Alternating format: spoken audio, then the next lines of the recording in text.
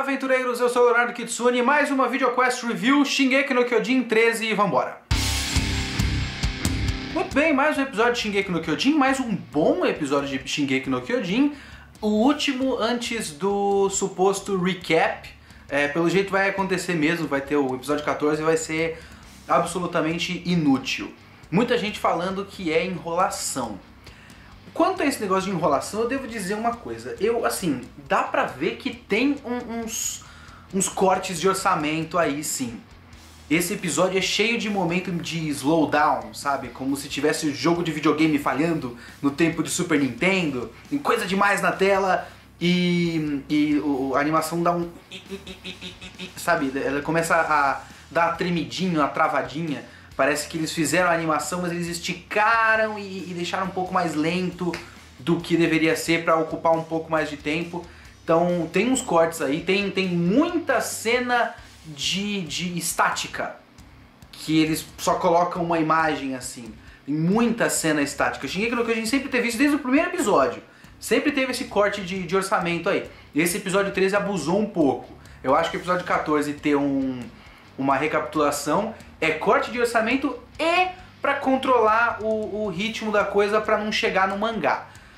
E assim, nesse quesito de corte de orçamento eu até entendo as críticas, mas no quesito de lentidão, de enrolação da história, eu acho que não.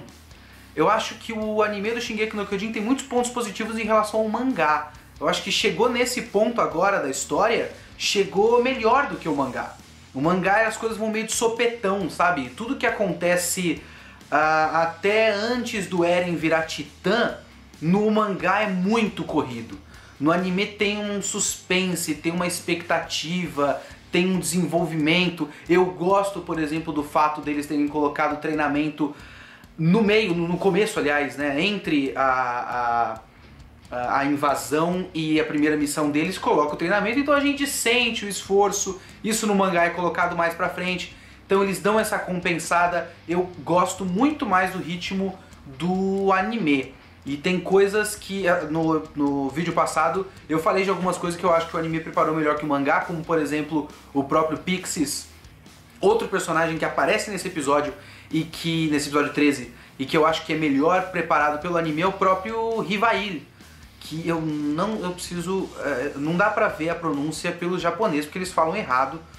Porque eu não sei se eles falam uma pronúncia francesa, sei lá, Rivail, eu não faço ideia de como pronunciar o nome dele, mas o Levi é legal, Levi é nome de tio, né, Levi é nome de sei lá, jogador de futebol. E o cadete Levi, eu acho que ele é melhor preparado pelo anime. Ele tem uma cena antes que mostra, as pessoas meio que acham que você é as pessoas iam ficar surpresas com você se percebessem quem você realmente é e tudo mais.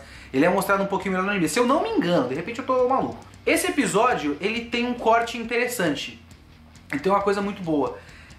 Se ele fizesse esse episódio até o bloqueio da muralha, eu ia achar meio ruim. Porque, cara, é sério, o Shingeki no Kyojin, a obra, tanto o mangá quanto o anime, ele faz essa coisa interessante de você não sabe se vai dar certo esse plano do Titã com o Eren enlouquecendo quando ele vira Titã. E aí tem tudo aquilo que aconteceu no fim do episódio passado, aquele é o momento de dúvida. Quando ele tomou controle do corpo Titã dele, era óbvio que ele ia conseguir. Então se você fizesse um episódio inteiro de 20 minutos até chegar no ponto que ele bloqueia o negócio, aí ia ser uma coisa meio óbvia. Apoteose óbvio, já sabia que isso ia acontecer. Então ele faz isso no meio do episódio, e aí você tem um resto de episódio de aftermath, né? Tudo que acontece depois do fechamento. Então tem aquela parte que eu acho muito interessante, muito boa deles colocarem, que é a remoção dos corpos e as pessoas horrorizadas, apesar que Shingeki no Kyojin sempre faz isso, das pessoas horrorizadas com o que tá acontecendo à sua volta, cara de medo das pessoas e tudo mais. Aquela mulher que fica perguntando o nome do cadáver, ela tem uma cara de: se a gente não souber os nomes, a gente não pode ficar de luto agora. É meio assustador, assim. E Shingeki no Kyojin faz isso o tempo todo. E esse momento é um momento muito interessante, que inclusive tem uma dica que eu não tinha pegado antes. Se você não leu o mangá, fica atento pro fato de ter uma pessoa cristalizada e pra pessoa que fica se desculpando. Fala, me desculpe, me desculpe. Fiquem atentos a esse fato. Isso é uma dica que eu não tinha me ligado quando eu li o mangá, porque aquilo eu vi, passou, depois que eu vi do que era a dica, eu nem lembrava mais de que aquilo tinha acontecido. Então, guarde essa informação, isso é muito importante pro desenrolar da história. Então tem essa parte que é interessante, e tem os caras lá com o Eren falando que ó, a gente precisa recuperar a outra muralha, porque o seu pai tem o segredo dos titãs, e eu não me lembrava, a não ser que isso é uma mudança do anime, mas eu não me lembrava de que eles chegavam a essa suposição, né? Eles supõem nesse momento da história que o titã encoraçado e o titã colossal, o cara de 60 metros e o cara que quebra a muralha, eles também são como Eren. Foi uma suposição, um chute dos caras nesse momento. Eu queria saber baseado no quê? Assim, apesar de que o Eren ele tem uma fisionomia diferente, mais estilosa até, e esses caras também, e os outros são mais grotescos, são tipo pessoas feias, né? Os outros titãs. Então de repente, como eles são diferentes e modificados, o Eren também é diferente e modificado, existe uma relação. Acho que pode ter sido isso. Só para terminar, um ponto positivo e um ponto negativo da direção desse episódio. Eu gosto muito da direção da cena onde o Eren levanta a pedra. Eles estão lá, tem todo aquele comecinho do carinha, que eu nunca lembro o nome, aquele cara que tem o cabelo raspado aqui na nuca. Cabelo meio cinza. O comecinho desse, o Jean, Jean? Acho que é Jean. O Jean fugindo e tudo mais. E aí depois disso tem as pisadas, né? E aí você vê o ângulo da câmera subindo pelos telhados, e aí mostra a pedra, e aí mostra o Eren. Então todo o build-up, a expectativa para mostrar o Eren com a pedra foi muito legal. Achei assim de arrepiar aquela cena. Por outro lado, tem a cena do discurso interno do Eren falando lute, lute por um ideal.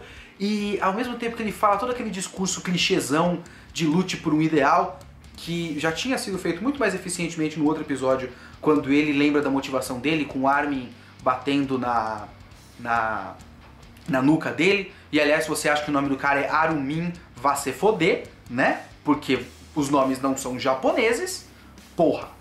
O nome do cara é Armin Arlet, e o outro é Eren Yeager. Bom, tem toda essa motivação melhor trabalhada no outro episódio. Ele vai lá e fica lute, lute por seu ideal. E aí coloca uma música que parece, sei lá, 30 Seconds to Mars, não sei. A música Malhação genérica, parece um momento meio Malhação, sabe? Uma montagem Malhação de vamos lá, vem pra rua Brasil, vamos lá. E soou muito forçado. Eu não gostei daquela escolha de música pra esse momento. E Shingeki no Kyojin tem músicas muito melhores. Então eu não gostei dessa música, e eu não gostei do exagero do tom do discurso, que é um discurso bacana até, mas junta isso com essa música cafona, jovenzinha, pop, eu não gostei. Eu acho que funcionaria melhor em silêncio, inclusive. Se tivesse só a voz do cara e nenhuma música e só efeitos sonoros e gritos, eu acho que a cena seria muito mais eficiente. Então eu acho que no saldo final foi um bom episódio. Eu acho que agora a gente vai ter aquele recapzinho lá. E vamos ver no que dá, né? Acho que no próximo episódio eu posso pular. De repente eu faço alguma coisa com a nova temporada no próximo VQ Review, ao invés de pegar Shingeki no Kyojin, porque é irrelevante ficar falando de recapitulação do negócio. Então um abraço pra todos e até mais. Eu falei até voz ou até mais? Até mais, até semana que vem, sei lá.